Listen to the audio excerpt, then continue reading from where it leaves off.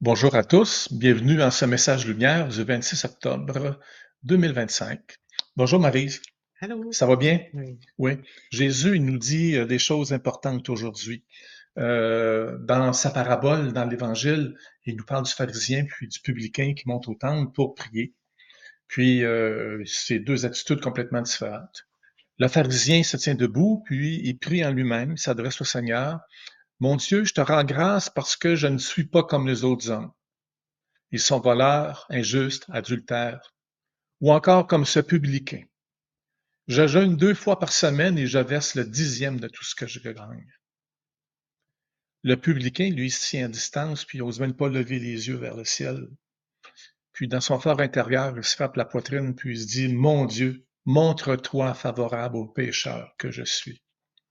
Le Seigneur il dit, je vous le déclare, quand ce dernier redescendit dans sa maison, c'est lui qui était devenu un homme juste plutôt que l'autre.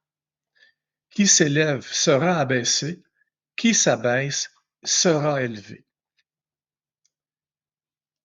C'est bien de laisser la suite de notre vie au bon jugement de Dieu.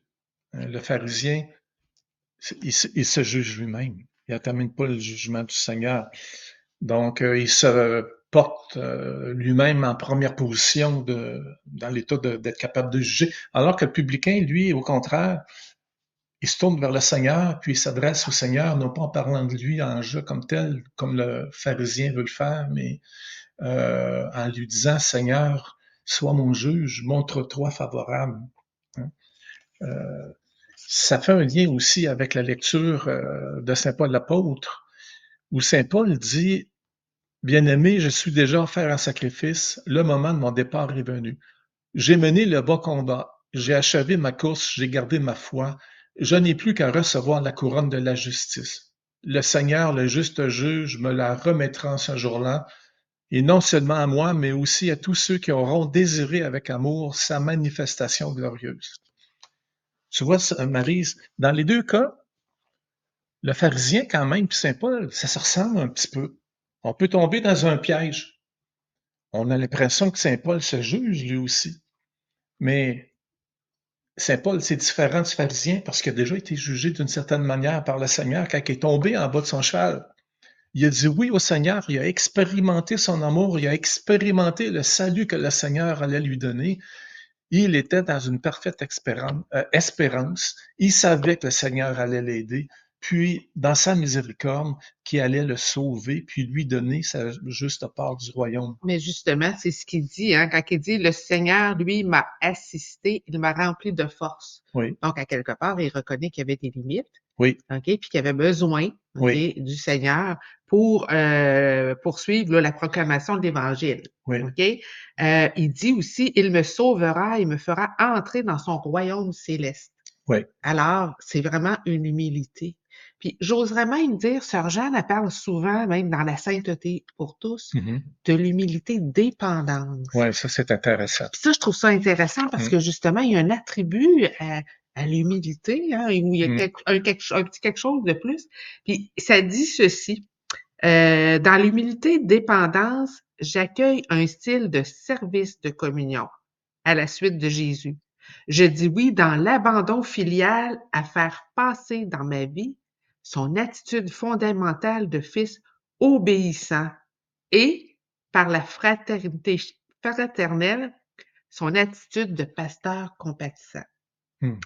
Ensuite, on dit aussi, c'est que j'accueille les prouesses de miséricorde de Dieu, mon Père, dans ma vie.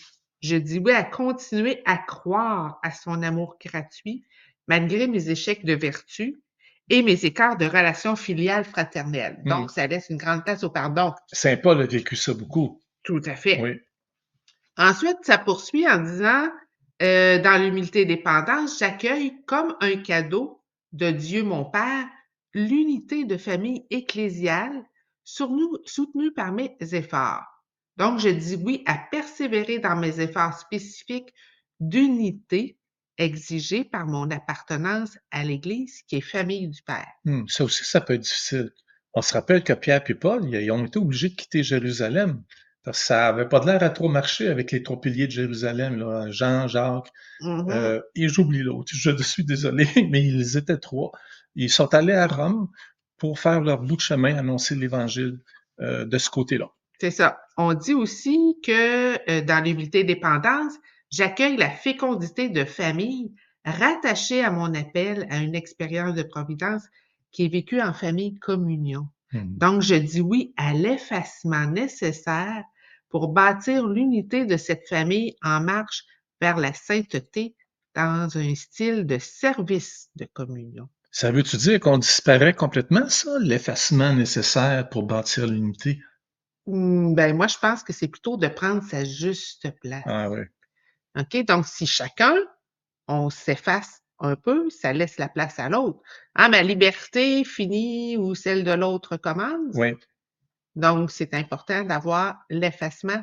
On n'a pas dit l'effacement complet, on a dit l'effacement nécessaire. Ouais, donc c'est un équilibre, hein? Oui, Sans ça, il faut pas, sans ça, on va s'écraser. tout à fait. Ouais. Ensuite, le dernier point, c'est que j'accueille l'Église, famille, communion comme l'aboutissement de mon identité d'enfant du Père. Puis comme le témoignage imparfait, mais prophétique de la communion des saints de l'au-delà. C'est l'aboutissement de la consécration de famille à la miséricorde trinitaire en Marie, qui est mère de l'Église. Donc, je dis oui à bâtir en famille l'unité de l'Église communion. Ça, Jésus l'a voulu. Dans Saint Jean, ça fait partie de la prière sacerdotale où il dit que tous soient un, hein, pour vraiment démontrer que Dieu nous aime et que c'est possible d'aimer Dieu comme tel. Mais toi, par rapport à l'humilité, là, tu vois-tu, y a-tu des pièges? Ah, oui, il y a des pièges.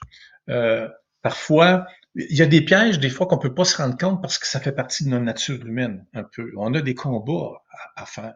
Par exemple, un dirigeant. Tu sais, un dirigeant qui doit prendre des décisions pour le peuple, à un bon moment donné, il peut devenir grisé du fait qu'il y a certains pouvoirs qui lui sont donnés. Il peut se les approprier, mais pour lui-même. Il n'est plus au service de la population. Il devient, il détourne, autrement dit, les instruments de l'organisation de la société pour les détourner à son bien personnel. Mais pourtant, il n'y a pas déjà l'impression d'être au service de. Ah, il va toujours avoir l'impression d'être au service d'eux, mais à un bon moment donné, il va tomber dans le péché, c'est fort possible. Puis, à un bon moment donné, il va continuer, il va se justifier encore en disant, je suis au service de la population. En tout cas, c'est le message qu'il va donner. On voit ça souvent. Hein, je veux dire, on écoute les nouvelles, puis on a plein d'exemples comme ça. Ou d'une autre manière, quelqu'un, ben, regarde, je peux le dire, là, ça a été un peu comme mon cas. Moi, je suis mise de formation, j'ai travaillé dans un milieu où il y avait beaucoup d'analyse de documents, etc., etc. Donc, j'avais un esprit analytique super, super gonflé. Mais à un bon moment donné, on a l'impression qu'il nous reste rien que ça. On oublie qu'à quelque part, on peut être plus simple, hein, qu'on peut avoir un cœur dégagé, puis, mais on reste un peu prisonnier d'habitudes qui sont liées à notre état de vie, à notre devoir social, familial ou quelque chose comme ça. Donc, il faut faire attention pour garder une distance, pour toujours être en état de réception, d'accueil de l'amour de Dieu, puis de ses dons. Le piège, c'est à un bon moment donné d'arrêter de prier parce qu'on manque de temps. Mais en même temps, un autre piège, c'est tomber dans le scrupule. Si, admettons, demain matin, toi, tu es en chaise roulante, c'est la messe, puis il t'arrive quelque chose, il faut que je t'emmène à l'hôpital. Il faut-tu que j'aille plein de scrupules puis dire, hey, là, je suis mal pris, là, Marie, il faut qu'elle aille à l'hôpital, puis là, je pourrais pas aller à la messe. Ben voyons, il faut que j'aille avec toi. Mon premier devoir, c'est d'aller avec toi, puis d'aller à l'hôpital pour que tu reçoives des soins. Puis, si tu viens, mais strictement par devoir et non pas par amour, ça fait une différence aussi? Ah, ben oui, ça fait une différence. Mais il y a quand même des nuances. Eh, Hein? On peut faire des choses par devoir, par sens de fidélité, ce qui est une forme d'amour. Si on y va par devoir sans aucun amour, on peut y aller par devoir avec amour. aussi. C'est des drôles de nuances. Et voilà. On n'en donnera pas trop de nuances comme ça parce qu'on va virer fou après-midi. Vous sentez bien qu'à un bon moment donné, ça va être compliqué un peu à tout démêler. C'est une question de vocabulaire, mais c'est surtout une question d'attitude. Donc, il faut se laisser disposer à recevoir les dons de l'Esprit, à recevoir l'Esprit Saint. Puis dans le livre de Sergent que tu as refermé, que je peux plus reprendre la page, Maryse, il y avait juste aux côtés de l'humilité et dépendance, la docilité à l'esprit. Donc, profondément, ce qu'on peut se souhaiter, c'est d'éviter de s'élever, d'accepter de se laisser abaisser de temps en temps, de prendre les petits mauvais coups qui peuvent nous arriver dans la vie, qui peuvent être humiliants ou des fois nous donnent pas la place qu'on aurait rêvé pour être capable de rester dans l'humilité, mais surtout, comme l'humilité, c'est la racine un peu spirituelle de la vertu pour avancer dans la vie spirituelle, c'est pour nous amener à être dociles à l'Esprit Saint. Es-tu d'accord? Bien d'accord.